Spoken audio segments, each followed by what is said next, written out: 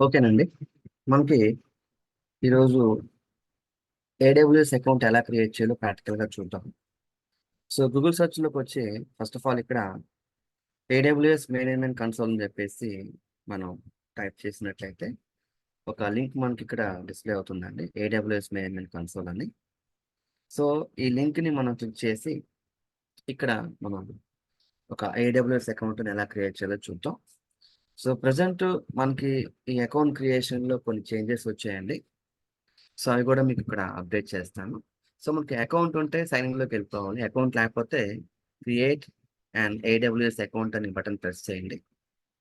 So, ఇక్కడ మీరు చూడొచ్చు ఇది ఫ్రీ టైర్ అకౌంట్ అండి. మనకి 12 మంత్స్ వరకు ఫ్రీగా ఉంటుంది. దీంట్లో రిసోర్స్ అన్నీ కూడా మనకి ఫ్రీగా ఇవ్వడం జరుగుతుంది. విత్ లిమిట్ యాక్సెస్ అన్నమాట. అంటే ఇక్కడ చూడొచ్చు. ఈ రిసోర్స్ అన్నీ కూడా మనకి ఫ్రీగా ప్రొవైడ్ చేయడం జరుగుతుంది. Example EC2 750 hours, S3 5 GB, Amazon RDS 750 hours చొప్పున మనకి ఫ్రీ ఇవ్వడం జరుగుతుంది. ఇలాంటివి మనకి నంబర్ ఆఫ్ రిసోర్సెస్‌ని వాళ్ళు ప్రొవైడ్ చేయడం జరుగుతుంది. విత్ ఫ్రీ కాస్ట్ అన్నమాట. సో, మనం ప్రాక్టికల్‌గా నేర్చుకోవడానికి ఈ ఫ్రీ అకౌంట్ సరిపోతుందండి. ఓకే. సో, ఇది మీకు 12 మంత్స్ వరకు ఫ్రీ అండి. తర్వాత దీనికి చార్జబుల్ అవుతుంది.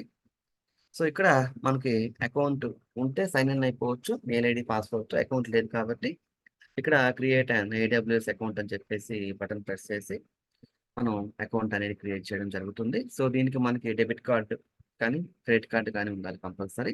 మాస్టర్, వీసా కంపల్సరీ అండి. అయితే ఇప్పుడు రూపే కార్డ్ కూడా వెళ్లి తీసుకొని రావడం జరిగింది. రూపే కార్డ్ కూడా యాక్సెప్ట్ చేయడం జరుగుతుంది. ఓకే. ఓకేనండి. సో, ఇక్కడ ఇప్పుడు మనం అకౌంట్ క్రియేట్ చేస్తున్నాము. ఈ అకౌంట్ క్రియేట్ చేసిన తర్వాత వితిన్ మినిట్స్‌లో మీకు ఇది యాక్టివేట్ అవుతుంది. సో, మీరు ప్రాక్టికల్ స్టార్ట్ చేసుకోవచ్చు. ఓకే. సో, దీంట్లో ఫస్ట్ స్టెప్ వచ్చి ఇక్కడ చూడొచ్చు మీకు రూట్ యూజర్ ఈమెయిల్ అడ్రెస్ అలాగే నేమ్ అడుగుతుంది. సో, ఇక్కడ మీ పర్సనల్ మెయిల్ ఐడీని ఎంటర్ చేసి, తర్వాత కింద మీకు నచ్చిన నేమ్‌ని ఇక్కడ ఎంటర్ చేయొచ్చండి. మీ పర్సనల్ నేమ్ గాని, లేదంటే మీ కంపెనీ నేమ్ గాని ఇక్కడ ఎంటర్ చేయొచ్చు. సో, కంపెనీ పాయింట్ ఆఫ్ వ్యూలో ఇలాంటి అకౌంట్స్‌ని నంబర్ ఆఫ్ అకౌంట్స్‌ని యూజ్ చేయడం జరుగుతుంది. సో, ఇక్కడ మనం పర్సనల్‌గా ఒక అకౌంట్ అయితే క్రియేట్ చేసుకొని దీని మీద మనం ప్రాక్టీస్ చేయడం జరుగుతుంది. ఓకే. సో, ఇక్కడ మీరు first of all me mail ID ఇచ్చి, నేమ్ ఇచ్చిన తర్వాత ఒక వెరిఫికేషన్ కోడ్ మీకు ఈమెయిల్‌కొస్తుందండి. సో, అక్కడ ఆ వెరిఫికేషన్ కోడ్‌ని మీరు కాపీ చేసి, ఇక్కడ అప్లై చేస్తే ఈమెయిల్ అడ్రెస్ వెరిఫికేషన్ కంప్లీట్ అయిపోతుంది. వన్స్ మీకు ఈమెయిల్ అడ్రెస్ వెరిఫికేషన్ కంప్లీట్ అయిపోయిన తర్వాత, దెన్ మీ అకౌంట్‌కి సంబంధించి ఒక పాస్వర్డ్‌ని ఎంటర్ చేయమనండి.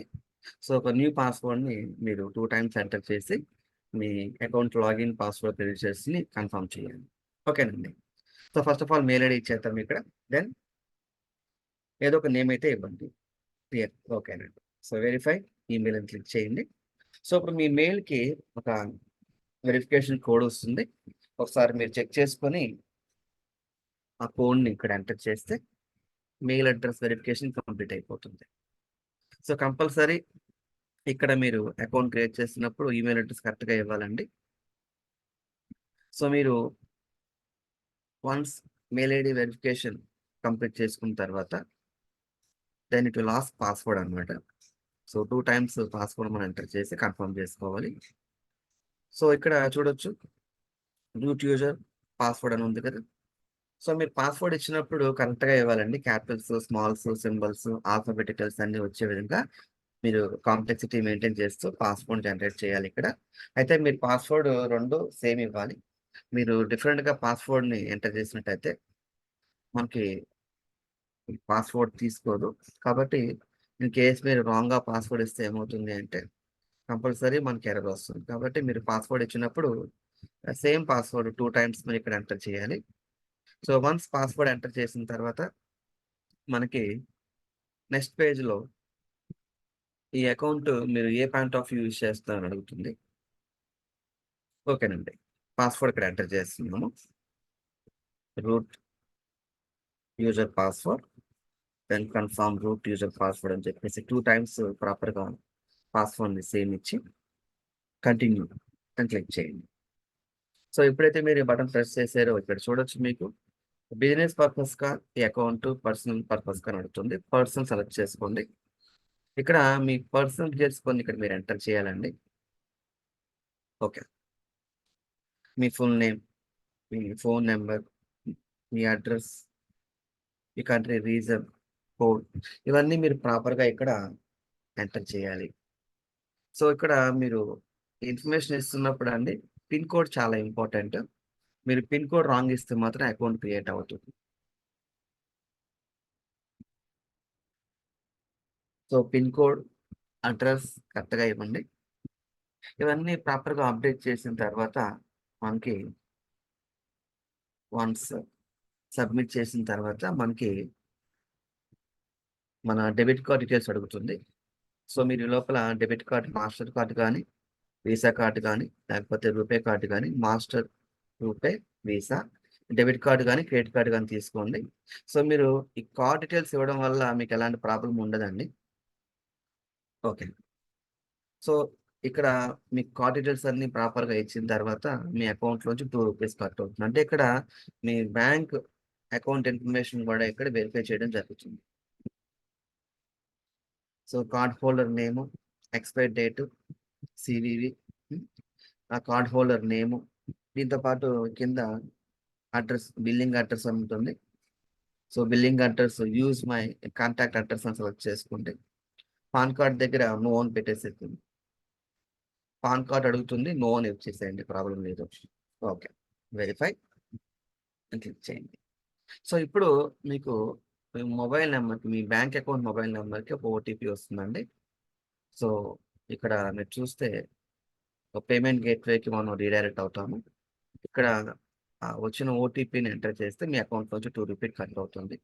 ఇక్కడ మీకు ఇది కానీ ఫెయిల్ అయిందంటే మాత్రం మీకు ఈ కార్డ్ అనేది యాక్సెప్ట్ చేయట్లేదు అనమాట పేమెంట్ని. అంటే కొన్ని డెబిట్ కార్డ్స్ మనకి యాక్సెప్ట్ చేయవండి ఈ ట్రాన్సాక్షన్ని. కాబట్టి అప్పుడు వేరే కార్డ్ ఏదన్నా ఉంటే దాన్ని యూజ్ చేయండి, లేకపోతే వేరే వాళ్ళ కార్డ్ అయినా తీసుకొని యూజ్ చేసుకోండి. ఓకేనండి. సో వన్స్ పేమెంట్ యాక్సెప్ట్ చేసిన తర్వాత మనకి ఇప్పటిదాకా చెప్పిన ఈ కాన్సెప్ట్స్ అంతా కూడా లాస్ట్ 1 ఇయర్‌గా మనకి ఇదే ప్రాసెస్. బట్ ఇక్కడ ఇప్పుడు లేటెస్ట్‌గా ఈ అకౌంట్ దగ్గర మనం క్రియేట్ చేస్తున్నప్పుడు కొన్ని లేటెస్ట్ అప్డేట్స్ మనకి వచ్చాయి. అందులో ఇదొకటనమాట. కన్ఫర్మ్ యువర్ ఐడెంటిటీ దగ్గర మీ నేము, అంటే అసలు అకౌంట్ హోల్డర్ మీరేనా కాదని వెరిఫై చేయడానికి మీ నేమ్ అడుగుతుంది. సో ఇక్కడ మీ పర్సనల్ ఇన్ఫర్మేషన్‌ని ఇక్కడ ఎంటర్ చేయాలి. కాబట్టి పర్సనల్ యూజ్ అని సెలెక్ట్ చేసుకోండి. అలాగే లైక్ ఇండివిడ్యువల్ అని సెలెక్ట్ చేసుకోండి. ఇక్కడ మీకు ఐడెంటిటీ ప్రూఫ్ అడుగుతుంది. ఇక్కడ మీరు డ్రైవింగ్ లైసెన్స్ కానీ, ఓటర్ ఐడీ కానీ ఇక్కడ సెలెక్ట్ చేసుకోవాలండి.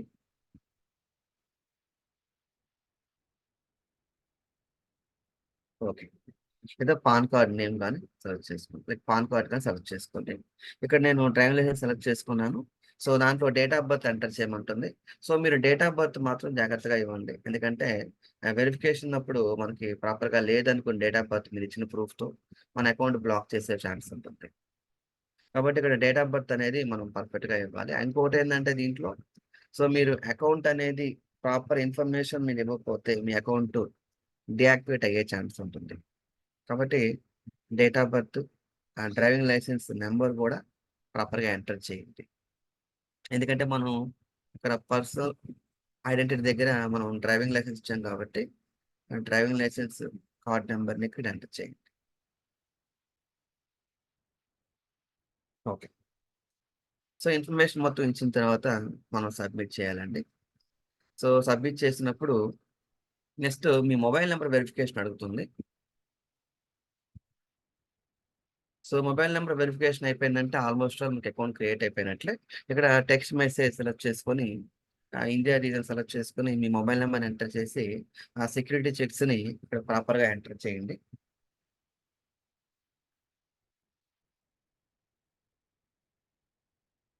సో సెక్యూరిటీ చెక్స్‌ని మనం ప్రాపర్‌గా ఎంటర్ చేసిన తర్వాత ఇక్కడ మనకి చూడొచ్చు.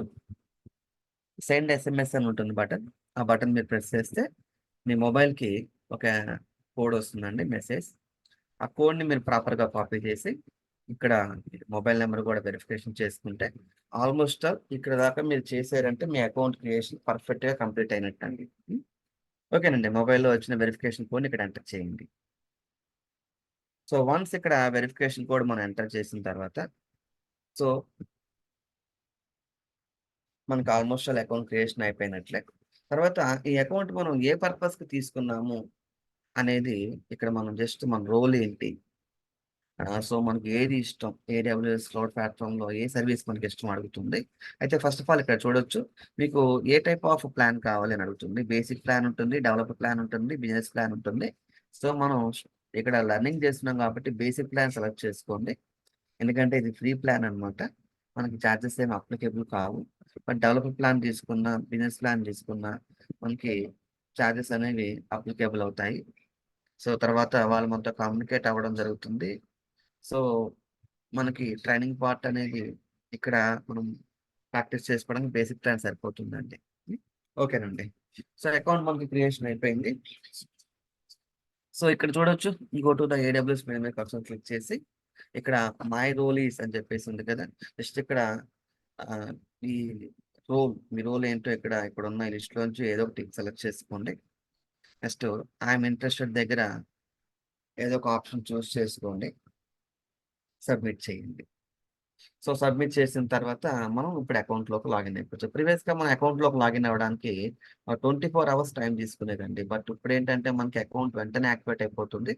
కాబట్టి మీరు sign in to the AWS main console అని చెప్పేసి ఈ పైన ఏదైతే బటన్ ఉందో sign in to the my console అని. సో, దాన్ని ప్రెస్ చేసుకొని మీరు డైరెక్ట్‌గా అకౌంట్‌లోకి లాగిన్ అయిపోవచ్చు. సో, అకౌంట్ క్రియేట్ చేసుకుంటేనే మీరు ప్రాక్టీస్ చేయగలుగుతారు. Without account we can't do any practice అన్నమాట. కాబట్టి ఇది ఫ్రీ అకౌంట్ అండి. సో, ఇక్కడ అకౌంట్‌లోకి లాగిన్ అవ్వడానికి మన మెయిల్ ఐడీ ఎంటర్ చేయాలి. ఇక్కడ రూట్ యూజర్ ఉంది కదండీ! రూట్ యూజర్ అంటే ఎవరైతే అకౌంట్ హోల్డర్ ఉన్నారో, క్రియేట్ చేసారో, అతను ఈ అకౌంట్‌లోకి లాగిన్ అవ్వడానికి రూట్ యూజర్ ఆప్షన్ సెలెక్ట్ చేసుకోవడం జరుగుతుంది. కంపెనీలోకి మనం వెళ్ళిన తర్వాత మనమైతే ఐఏఎం యూజర్ అకౌంట్ యూజ్ చేస్తాం. ఇక్కడైతే మనం ఇప్పుడు రూట్ యూజర్ యూజ్ చేస్తున్నాము. బట్ కంపెనీలోకెళ్ళిన తర్వాత మాత్రం మనం ఐఏఎం యూజర్ ఆప్షన్ చూజ్ చేసుకోవడం జరుగుతుంది. సో, మెయిల్ ఐడీ ఇచ్చి దాని పాస్వర్డ్ ఇచ్చేసి సైన్ ఇన్ అవ్వండి. ఓకే. సో, ఇది అకౌంట్ లాగిన్ ప్రాసెస్ అండి.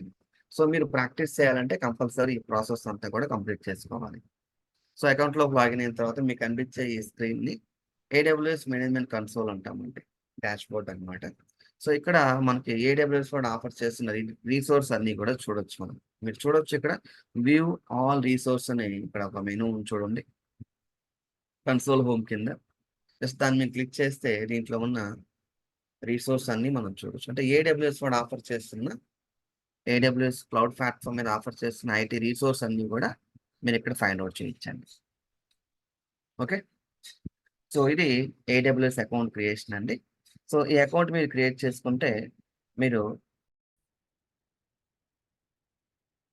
ఓకేనండి. ఇక్కడ మీరు చూడొచ్చు. ఇందాక మీకు నేను చూపించిన లాగిన్ ప్రాసెస్ అయిపోయిన తర్వాత, మనం అకౌంట్‌లోకి లాగిన్ అయిన తర్వాత, ఇక్కడ మీకు కనిపిస్తున్నవన్నీ కూడా ఏడబ్ల్యూఎస్ రిసోర్స్ అన్నమాట.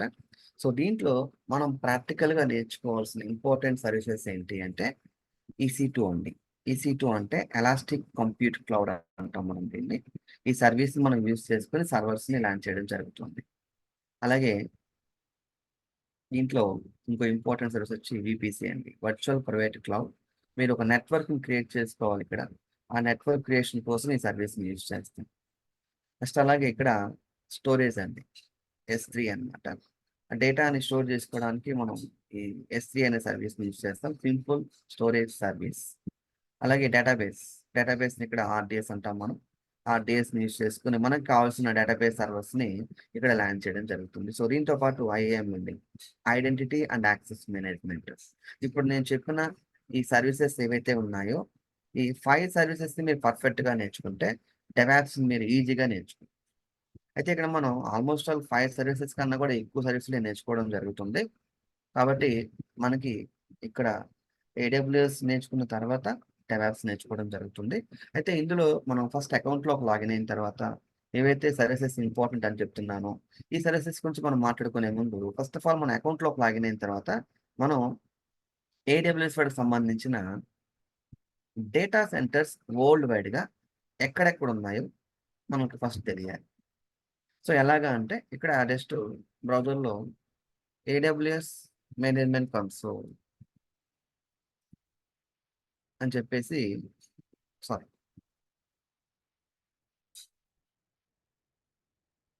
ఏడబ్ల్యూఎస్ గ్లోబల్ ఇన్‌ఫ్రాస్ట్రక్చర్ అని చెప్పేసి సెర్చ్ చేయండి. ఇక్కడ ఒక పేజ్ వస్తుంది మనకి. ఈ పేజ్ ఓపెన్ చేయండి. సో ఇందులో మీరు అబ్జర్వ్ చేయొచ్చండి. ఏడబ్ల్యూఎస్ వాడికి వరల్డ్ వైడ్గా ఎక్కడెక్కడ లొకేషన్స్ ఉన్నాయి, ఎన్ని ఉన్నాయి, ఆ లొకేషన్స్ లో డేటా సెంటర్స్ ఎన్ని ఉన్నాయో తెలుసుకోవచ్చు. చూడొచ్చు మీరు 33 రీజన్స్ లో మనకి 105 డేటా సెంటర్స్ ఉన్నాయండి. ఇక్కడ డేటా సెంటర్స్ అంటే అవైలబిలిటీ జోన్స్, రీజన్స్ అంటే లొకేషన్స్ అండి. సో మీరు కింద చూడొచ్చు, ఇక్కడ స్క్రోల్ చేస్తే ఇక్కడ ఒక మ్యాప్ వస్తుంది మనకి. ఓకే. సో ఈ మ్యాప్ ని మీరు అబ్జర్వ్ చేసినట్లయితే ఏడబ్ల్యూఎస్ వాడికి వరల్డ్ వైడ్ గా ఎక్కడెక్కడ లొకేషన్స్ ఉన్నాయి అంటే ఇవన్నీ కూడా గ్రీన్ డాట్స్ ఉన్నాయి కదండి. ఇవన్నీ కూడా ప్రజెంట్ రన్నింగ్ లో ఉన్న డేటా సెంటర్స్, రన్నింగ్ లో ఉన్న లొకేషన్స్ అన్నమాట. ఇందులో ఇండియాలో కూడా మీకు హైదరాబాద్ అండ్ ముంబై అని చెప్పేసి 2 లొకేషన్స్ ఉన్నాయి. సో హైదరాబాద్ లో 2022లో స్టార్ట్ చేయడం జరిగింది ఏడబ్ల్యూఎస్ డేటా సెంటర్స్ ని. 3 ఉన్నాయండి హైదరాబాద్ లో. అలాగే బెంగళూరులో కూడా 3 ఉన్నాయండి. అయితే మాక్సిమం డేటా సెంటర్స్ ఎక్కడ ఉన్నాయి అంటే నార్త్ వర్జీనియాలో ఉన్నాయండి. కాబట్టి డేటా సెంటర్స్ ఫిజికల్ గా ఎలా ఉంటాయో చూద్దాం ఒకసారి మనం. ఏడబ్ల్యూఎస్ డేటా సెంటర్స్ అని జస్ట్ మీరు సెర్చ్ చేసి ఇక్కడ ఇమేజ్ క్లిక్ చేయండి. చూడొచ్చు మీకు ఇవన్నీ కూడా ఏడబ్ల్యూఎస్ వాడి డేటా సెంటర్స్ అండి. వరల్డ్ వైడ్ గా డిఫరెంట్ కంట్రీస్ లో వాళ్ళు ఈ డేటా సెంటర్స్ ని మెయింటైన్ చేస్తున్నారు. సో ఈ డేటా సెంటర్స్ ని యాక్సెస్ చేసి మనం మన కంపెనీ కోసం వర్క్ చేయడం జరుగుతుంది. సో ఈ డేటా సెంటర్స్ లో మన కంపెనీకి కావాల్సిన నెట్వర్క్ ని, సర్వర్స్ ని, స్టోరేజ్ ని మనం క్రియేట్ చేయడం జరుగుతుందండి. అలాగే మన సాఫ్ట్వేర్ ప్రాజెక్ట్స్ అన్ని కూడా ఆ నెట్వర్క్ లో, ఆ సర్వర్స్ మీద మనం రన్ చేయడం జరుగుతుంది. కాబట్టి వీటిల్ని మనం డేటా సెంటర్స్ అంటాము. ఏడబ్ల్యూఎస్ పాయింట్ ఆఫ్ లో వీటిల్ని అవైలబిలిటీ జోన్స్ అంటారండి. ఇక్కడ అవైలబిలిటీ జోన్స్ అంటే nothing but data centres. Clear. అలాగే రీజన్స్ అంటే లొకేషన్స్ అండి. మరి మనం ఇప్పుడు ఏ రీజన్ లో ఉన్నాము అంటే ఇక్కడ చూడొచ్చు, నార్త్ వర్జీనియా. ఎక్కువగా మనం నార్త్ వర్జీనియాని ఇక్కడ మనం చూస్ చేసుకుంటాం. రీజన్ ఏంటంటే నార్త్ వర్జీనియాలో ఏడబ్ల్యూఎస్ వాడికి సంబంధించిన ఎలాంటి సర్వీస్ ని న్యూగా వాడు లాంచ్ చేసినా ఫస్ట్ నార్త్ వర్జీనియాకి వాడు ప్రిఫర్ చేస్తాడు. కాబట్టి ఇక్కడ మనం నార్త్ వర్జీనియాని చూస్ చేసుకోవడం జరుగుతుంది. కాబట్టి నార్త్ వర్జీనియా అనే లొకేషన్ కి ఒక కోడ్ ఉందండి. యుఎస్ ఈస్ట్ 1 అండి. అదే ముంబై తీసుకుంటే ఏపీ సౌత్ 1. హైదరాబాద్ అనుకోండి ఏపీ సౌత్ 2 అని ఉంటుందండి. అయితే మనకి హైదరాబాద్ ఇంకా యాక్సెస్ ఇవ్వలేదు మనకి. ముంబై అయితే యాక్సెస్ ఇవ్వడం జరిగింది. సో ముంబైలో కూడా మనం వర్క్ చేయొచ్చు అన్నమాట కావాలంటే. Select Mumbai. Now we can shifting from north Virginia into Mumbai. So ఇప్పుడు మనం ఎక్కడ ఉన్నామంటే ముంబై రీజన్ లో ఉన్నాం. సో ఇప్పుడు ముంబై రీజన్ లో మనకి ఏమన్నా రీసోర్స్ కావాలంటే ఇంకో ఇవన్నీ కూడా ముంబై రీజన్ లో అవైలబుల్ గా ఉన్న రీసోర్స్ అన్నమాట. సో ఇది ఏడబ్ల్యూఎస్ ఒక అకౌంట్ అన్నమాట. అయితే మనకి దీంట్లో first of all A service తో మనం కోర్స్ స్టార్ట్ చేయాలి అంటే ఇక్కడ నేను ఇచ్చే సజెషన్ ఏంటంటే ఫస్ట్ ఆఫ్ ఆల్ మనం ఈ కోర్స్ నేర్చుకోవడానికి ఏడబ్ల్యూఎస్ కానీ డెవాప్స్ కానీ మనకు కావాల్సిన ఇంపార్టెంట్ ప్రీ రిక్వైర్మెంట్ ఏంటి అంటే లైనెక్స్ అండి.